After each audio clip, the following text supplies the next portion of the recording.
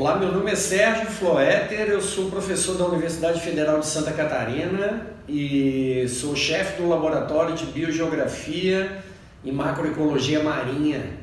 E a gente vai falar hoje então sobre biogeografia.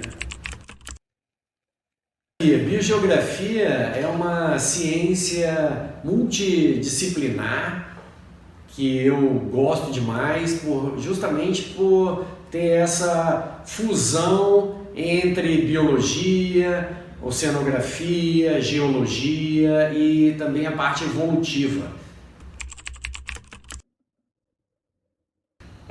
A ideia principal da biogeografia é a gente entender a distribuição das espécies, né? Entender a distribuição das espécies, tanto no ambiente terrestre, no ambiente marinho, e entender como que são essas relações com relação ao tempo também.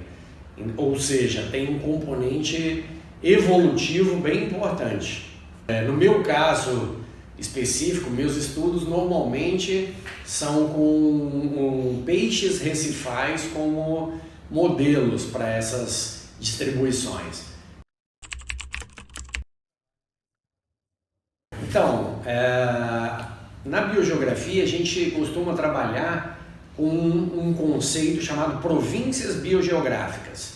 Essas províncias, elas são nada mais, nada menos do que regiões no planeta que têm uma característica própria.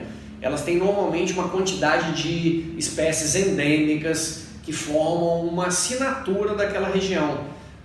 Como se fosse que sim, aquela região ela tem uma característica própria. Então a província brasileira, por exemplo, né, ela vai lá da foz do Rio Amazonas até aqui Santa Catarina, é considerada a província brasileira, província biogeográfica marinha do Brasil. E a gente, por exemplo, trabalha na escala do Oceano Atlântico para entender como são as relações entre o Brasil, né, a costa do Brasil, a costa da África e com o Caribe.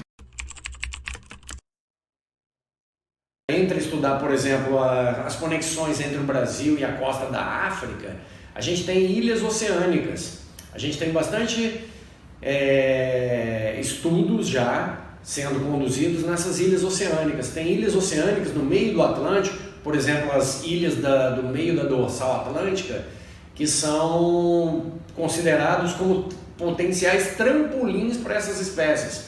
Né? Essas espécies chegam através de larvas, né? Quando estão na fase larval, chega lá, tem essa possibilidade de chegar em alguma ilha dessas oceânicas isoladas, e essas ilhas depois podem servir como um trampolim para chegar lá na costa da África. Então tem essas questões.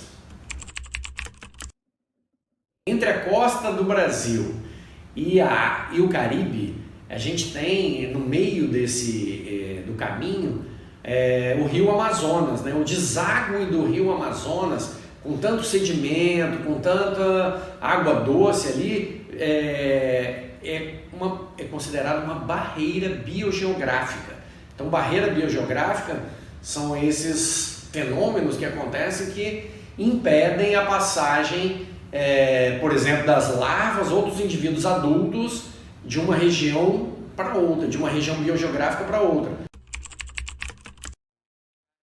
Com relação às larvas dos peixes, né, ou dos outros organismos marinhos, mas peixes como modelo, é interessante que essas larvas elas conseguem atravessar distâncias bem grandes e muitas vezes levadas pelas correntes marinhas. Então as grandes correntes no Oceano Atlântico, por exemplo, podem ser muito importantes nessa ajuda para as larvas passarem de um lugar para o outro. Então, de vez em quando a gente consegue detectar espécies que a gente sabe que conseguiram chegar relativamente recentemente aqui na costa do Brasil, por exemplo.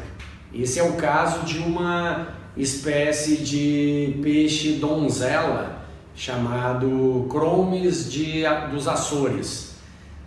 Então é bem interessante que ela foi vista chegar aqui no litoral de Santa Catarina só a partir do final dos anos 2008, 2009. Então é bem curioso e é um dos fenômenos que a gente estuda na biogeografia, como se dá esse intercâmbio entre províncias biogeográficas.